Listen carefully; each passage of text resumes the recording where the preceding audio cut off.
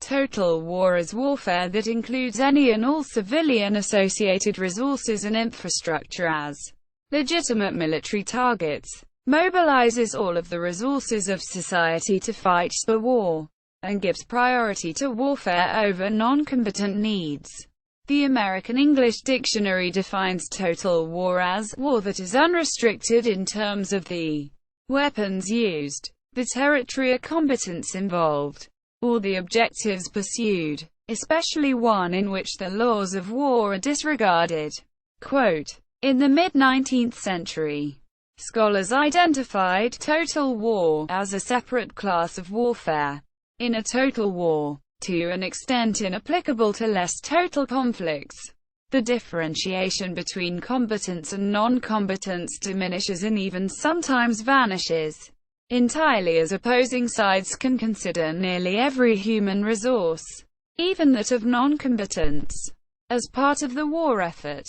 Actions that may characterize the post-19th century concept of total war include strategic bombing, as during World War II, the Korean War, and the Vietnam War, Operations Rolling Thunder and Linebacker II, blockade and sieging of population centers, as with the Allied blockade of Germany and the siege of Leningrad during the First and Second World Wars, scorched earth policy, as with the March to the Sea during the American Civil War and the Japanese Three-Alls policy during the Second Sino-Japanese War, commerce raiding, tonnage war, and unrestricted submarine warfare, as with privateering, the German U-boat campaigns of the First and Second World Wars, and the United States submarine campaign against Japan during World War II, collective punishment, pacification operations, and reprisals against populations deemed hostile, as with the execution and deportation of suspected communists following the fall of the 1871 Paris Commune, a German reprisal policy targeting resistance movements, insurgents, and unmentioned such as in France, e.g., Maé massacre, and Poland during World War II. The use of civilians and prisoners of war as forced labor for military operations, as with Japan and Germany's massive use of forced laborers of other nations during World War II. See slavery in Japan and forced labor under German rule during World War II. Giving no quarter, i.e., take no prisoners, as with Hitler's commando order during World War II, or the Ordinance of No Quarter to the Irish of 1644. Etymology. One can trace back the phrase to the publication in 1935 of the World War I memoir of German General Erich Ludendorff, Der Totale Krieg, The Total War. Some authors extend the concept back as far as classic work of Karl von Clausewitz on war, as Absoluter Krieg. However, different authors interpret the relevant passages in diverging ways. Total war also describes the French guerre outrance during the Franco-Prussian War. During the American Civil War, Union General William Tecumseh Sherman stated that to win and end the war with fewest possible casualties, he must wage hard war, a synonym for total war, against not only enemy combatants but also enemy civilians on the home front who engaged in arms and food production for the war effort of the Confederacy.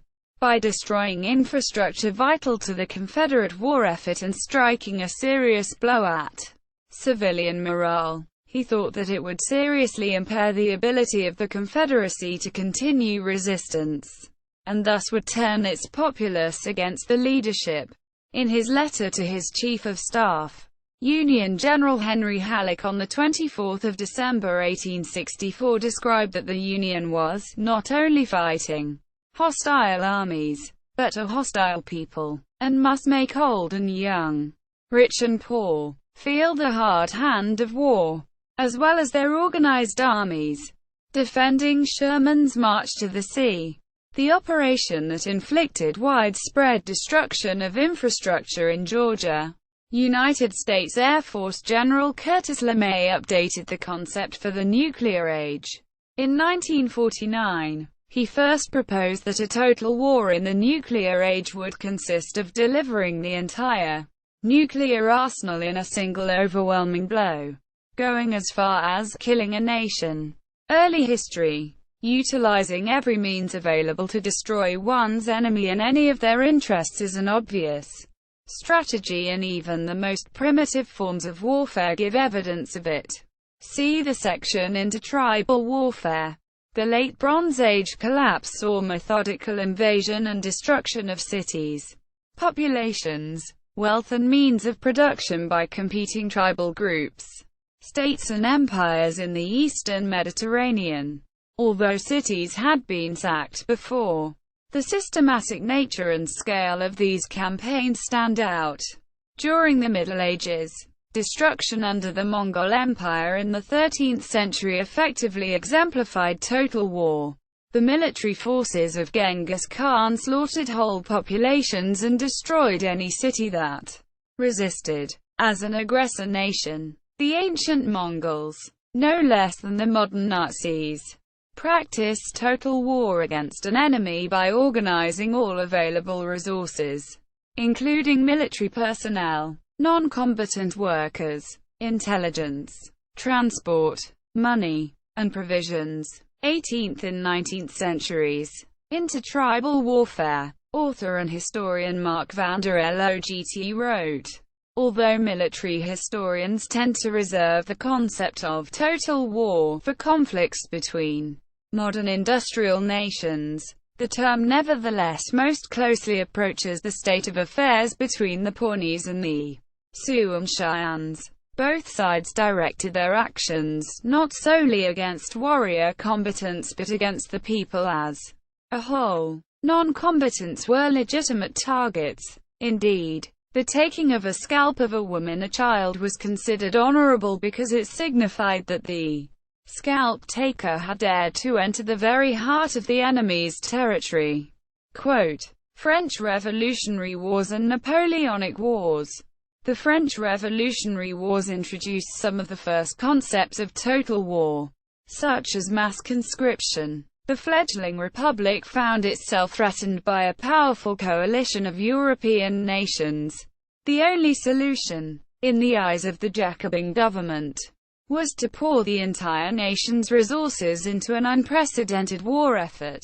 This was the advent of the levée en masse. The following decree of the National Convention on August 23, 1793 demonstrates the immensity of the French war effort. When the French frontline forces grew to some 800,000 with a total of 1.5 million in all services, the first time an army in excess of 1 million had been mobilized in Western history.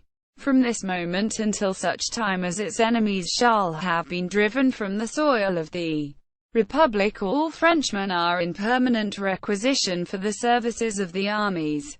The young men shall fight. The married men shall forge arms and transport provisions. The women shall make tents and clothes and shall serve in the hospitals. The children shall turn old lint into linen. The old men shall betake themselves to the public squares in order to arouse the courage of the warriors and preach hatred of kings and the unity of the Republic. The wars merged into the Napoleonic Wars of the First French Empire from ca. 1803. Over the coming 2 decades of almost constant warfare, it is estimated that somewhere in the vicinity of 5 million died, probably about half of them civilians, and France alone counted nearly 1 million. By some sources in excess of 1 million deaths. In the Russian campaign of 1812, the Russians resorted to destroying infrastructure and agriculture in the retreat in order to hamper the French and strip them of adequate supplies. In the campaign of 1813, Allied forces in the German theatre alone amounted to nearly 1 million, whilst 2 years later in the 100 Days a French decree called for the total mobilization of some 2.5 million men, though at most a fifth of this was managed by the time of the French defeat at Waterloo. During the prolonged Peninsular War from 1808 to 1814, some 300,000 French troops were kept permanently occupied by, in addition to several 100,000 Spanish, Portuguese and British regulars, an enormous and sustained guerrilla insurgency. Ultimately, French deaths would amount to 300,000 in the Peninsular War alone. Taiping Rebellion. The Taiping Rebellion, 1850–1864, was one of the deadliest wars in history. About 20 million people died, many due to disease and famine. It followed the secession of the Taiping Heavenly Kingdom from the Qing Empire. Almost every citizen of the Heavenly Kingdom was given military training and conscripted into the army to fight against the imperial forces. American Civil War. During the American Civil War, Union Army General Philip Sheridan's stripping of the Shenandoah Valley, beginning on September 21, 1864 and continuing for 2 weeks, was considered total war.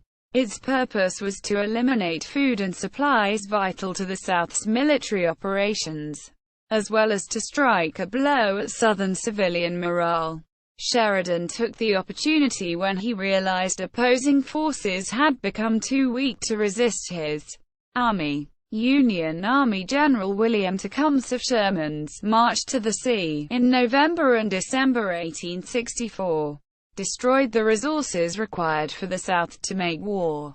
General Ulysses S. Grant and President Abraham Lincoln initially opposed the plan until Sherman convinced them of its necessity. Scholars taking issue with the notion that Sherman was employing total war include Noah Andre Trudeau. Trudeau believes that Sherman's goals and methods do not meet the definition of total war and to suggest as much as to misread Sherman's intentions and to misunderstand the results of what happened. Quote, 20th century. World War I. Almost the whole of Europe and the European colonial empires mobilized to wage World War I. Young men were removed from production jobs to serve in military roles, and were replaced on the production line by women.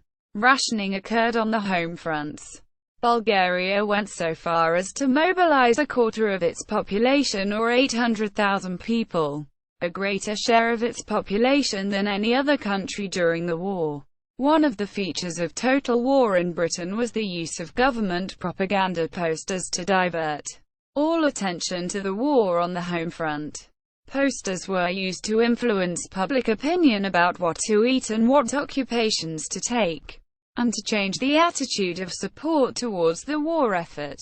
Even the music hall was used as propaganda, with propaganda songs aimed at recruitment. After the failure of the Battle of Neuve Chapel, the large British offensive in March 1915, the British Commander-in-Chief Field Marshal John French blamed the lack of progress on insufficient and poor-quality artillery shells.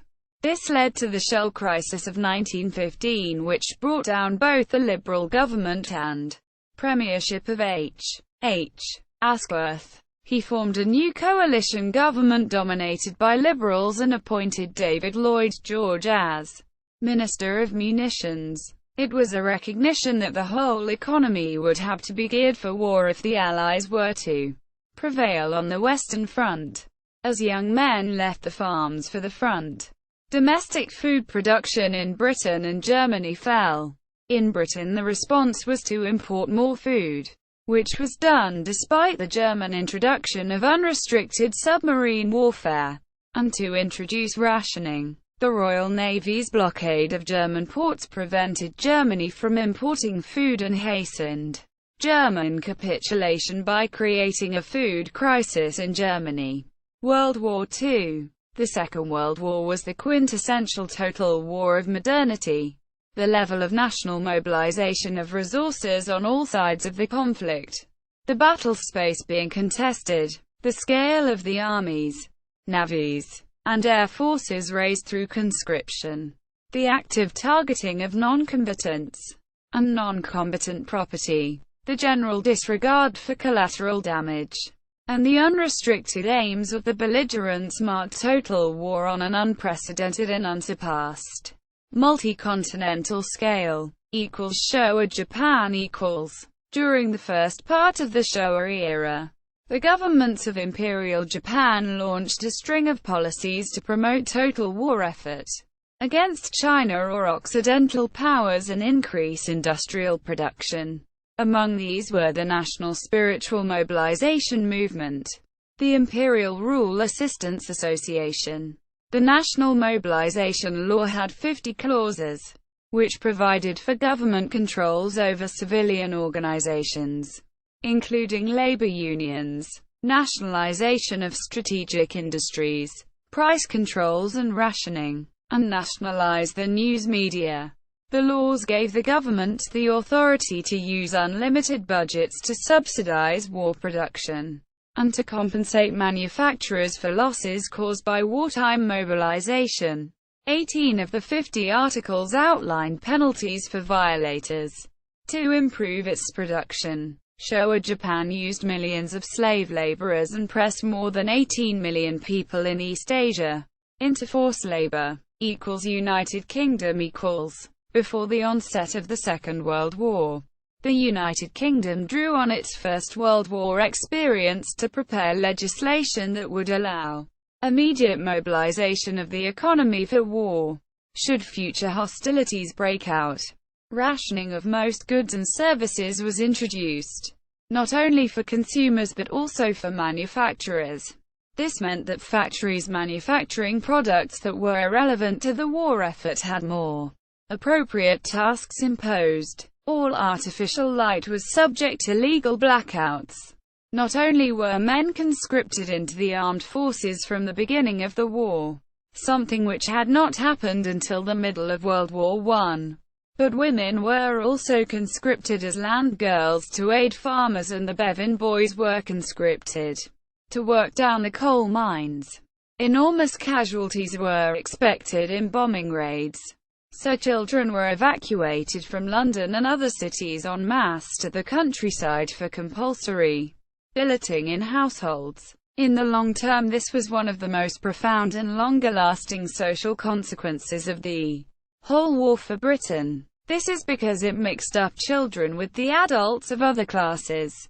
Not only did the middle and upper classes become familiar with the urban squalor suffered by working-class children from the slums, but the children got a chance to see animals in the countryside, often for the first time, and experience rural life. The use of statistical analysis by a branch of science which has become known as operational research to influence military tactics was a departure from anything previously attempted. It was a very powerful tool, but it further dehumanized war, particularly when it suggested strategies which were counterintuitive. Examples where statistical analysis directly influenced tactics include the work done by Patrick Blackett's team on the optimum size and speed of convoys, and the introduction of bomber streams by the Royal Air Force to counter the night fighter defenses of the Kamuba Line. Germany equals. In contrast, Germany started the war under the concept of blitzkrieg. Officially, it did not accept that it was in a total war until Joseph Goebbels' Sportpalast speech of 18 February 1943. The commitment to the doctrine of the short war was a continuing handicap for the Germans. Neither plans nor state of mind were adjusted to the idea of a long war until the failure of the Operation Barbarossa. A major strategical defeat in the Battle of Moscow forced Albert Speer, who was appointed as Germany's armament minister in early 1942, to nationalize German war production and eliminate the worst inefficiencies. Under Speer's direction, a threefold increase in armament production occurred and did not reach its peak until late 1944. To do this during the damage caused by the growing strategic Allied bomber offensive is an indication of the degree of industrial undermobilization in the earlier years. It was because the German economy through most of the war was substantially undermobilized that It was resilient under air attack. Civilian consumption was high during the early years of the war, and inventories both in industry and in consumers' possession were high. These helped cushion the economy from the effects of bombing. Plant and machinery were plentiful and incompletely used. Thus it was comparatively easy to substitute unused or partly used machinery for that which was destroyed. Foreign labor, both slave labor and labor from neighboring countries who joined the anti-Comintern pact with Germany, was used to augment German industrial labor, which was under pressure by conscription into the Wehrmacht. Armed forces equals Soviet Union equals the Soviet Union. USSR was a command economy which already had an economic and legal system allowing the economy and society to be redirected into fighting a total war. The transportation of factories and whole labor forces east of the Urals as the Germans advanced across the USSR in 1941 was an impressive feat of planning. Only those factories which were useful for war production were moved because of the total war commitment of the Soviet government. The Eastern Front of the European theater of World War II encompassed the conflict in Central and Eastern Europe from June 22, 1941 to May 9, 1945. It was the largest theater of war in history in terms of numbers of soldiers, equipment and casualties, and was notorious for its unprecedented ferocity, destruction, and immense loss of life. See World War II casualties. The fighting involved millions of German, Hungarian, Romanian and Soviet troops along the broad front, hundreds of kilometers long. It was by far the deadliest single theater of World War II. Scholars now believe that at most 27 million Soviet citizens died during the war, including at least 8.7 million soldiers who fell in battle against Hitler's armies or died in POW camps. Millions of civilians died from starvation, exposure, atrocities, and massacres. The Axis lost over 5 million soldiers in the east as well as many thousands of civilians. During the Battle of Stalingrad, newly built T-34 tanks were driven unpainted because of a paint shortage from the factory floor straight to the front. This came to symbolize the USSR's commitment to the Great Patriotic War and demonstrated the government's total war policy to encourage the Soviet people to work harder. The communist government, controlled by Stalin, encouraged the people's love of the motherland and even allowed the reopening of Russian Orthodox churches as it was thought this would help the war effort. United States equals the United States underwent an unprecedented mobilization of national resources for the Second World War. Conditions in the United States were not as strained as they were in the United Kingdom or as desperate as they were in the Soviet Union. But the United States greatly curtailed nearly all non-essential activities in its prosecution of the Second World War and redirected nearly all available national resources to the conflict, including reaching the point of diminishing returns by late 1944, where the U.S. military was unable to find any more males of the correct military age to draft into service. The strategists of the U.S. military looked abroad at the storms brewing on the horizon in Europe and Asia, and began quietly making contingency plans as early as the mid-1930s. New weapons and weapons platforms were designed and made ready. Following the outbreak of war in Europe and the ongoing aggression in Asia, efforts were stepped up significantly. The collapse of France and the airborne aggression directed at Great Britain unsettled the Americans, who had close relations with both nations, and a peacetime draft was instituted, along with Lend-Lease programs to aid the British, and covert aid was passed to the Chinese as well. American public opinion was still opposed to involvement in the problems of Europe and Asia. However, in 1941, The Soviet Union became the latest nation to be invaded, and the U.S. gave her aid as well. American ships began defending aid convoys to the Allied nations against submarine attacks, and a total trade embargo against the Empire of Japan was instituted to deny its military the raw materials its factories and military forces required to continue its offensive actions in China. In late 1941, Japan's army-dominated government decided to seize by military force the strategic resources of Southeast Asia and Indonesia, since the Western powers would not give Japan these goods by trade. Planning for this action included surprise attacks on American and British forces in Hong Kong, the Philippines, Malaya, and the U.S. naval base and warships at Pearl Harbor. In response to these attacks, the U.K. and U.S. declared war on the Empire of Japan the next day.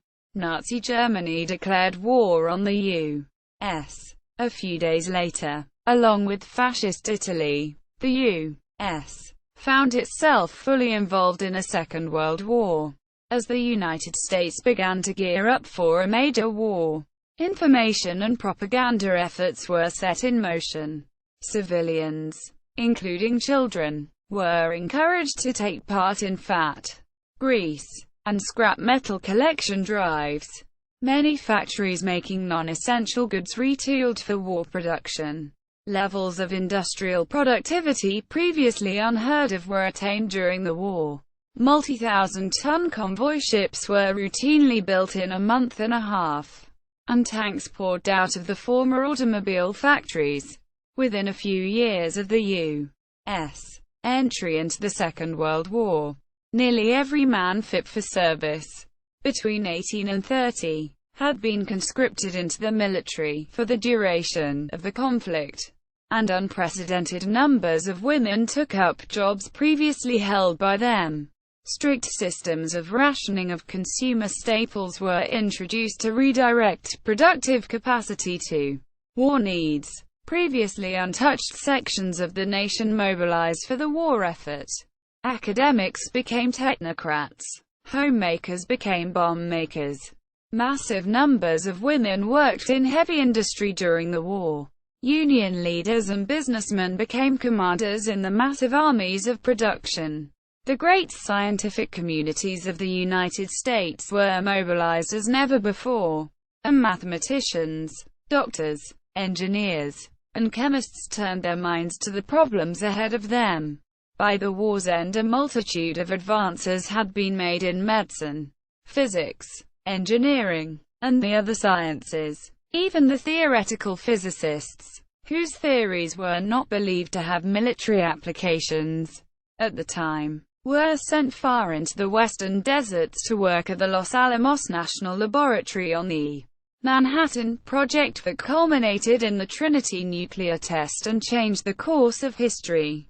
In the war, the United States lost 407,316 military personnel, but had managed to avoid the extensive level of damage to civilian and industrial infrastructure that other participants suffered. The U.S. emerged as one of the two superpowers after the war.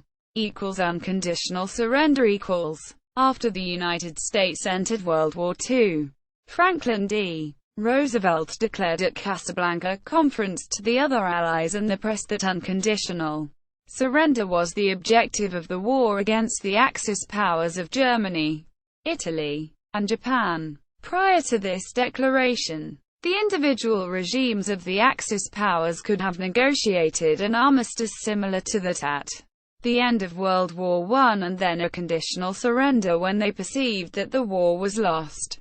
The unconditional surrender of the major Axis powers caused a legal problem at the post-war Nuremberg trials, because the trials appeared to be in conflict with Articles 63 and 64 of the Geneva Convention of 1929. Usually if such trials are held, they would be held under the auspices of the defeated power's own legal system, as happened with some of the minor Axis powers. For example, in the post-World War II Romanian People's Tribunals. To circumvent this, the Allies argued that the major war criminals were captured after the end of the war, so they were not prisoners of war and the Geneva Conventions did not cover them. Further, the collapse of the Axis regimes created a legal condition of total defeat, debillatio. So the provisions of the 1907 Hague Convention over military occupation were not applicable. Post-war era. Since the end of World War II, no industrial nation has fought such a large, decisive war. This is likely due to the availability of nuclear weapons, whose destructive power and quick deployment render a full mobilization of a country's resources, such as in World War II, unnecessary. Such weapons are developed and maintained with relatively modest peacetime defense budgets. By the end of the 1950s, the ideological standoff of the Cold War between the Western world and the Soviet Union had resulted in thousands of nuclear weapons being aimed by each side at the other. Strategically, the equal balance of destructive power possessed by each side's situation came to be known as mutually assured destruction, MAD, considering that a nuclear attack by one superpower would result in nuclear counter-strike by the other. This would result in hundreds of millions of deaths in a world where, in words widely attributed to Nikita Khrushchev, the living will envy the dead. During the Cold War, the two superpowers sought to avoid open conflict between the respective forces, as both sides recognized that such a clash could very easily escalate and quickly involve nuclear weapons. Instead, the superpowers fought each other through their involvement in proxy wars, military buildups, and diplomatic standoffs. In the case of proxy wars, each superpower supported its respective allies in conflicts with forces aligned with the other superpower, such as in the Vietnam War and the Soviet invasion of Afghanistan.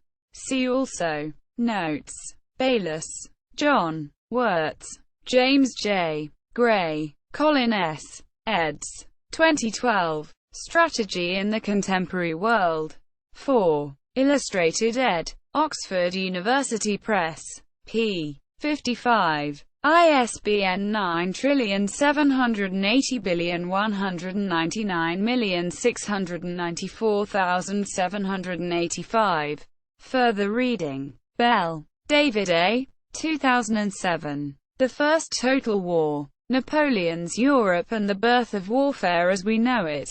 Broers, Michael. The Concept of Total War and the Revolutionary Napoleonic Period. War in History 15.3. 2008. 247-268. Craig, Campbell. Glimmer of a New Leviathan. Total War in the Realism of Niebuhr.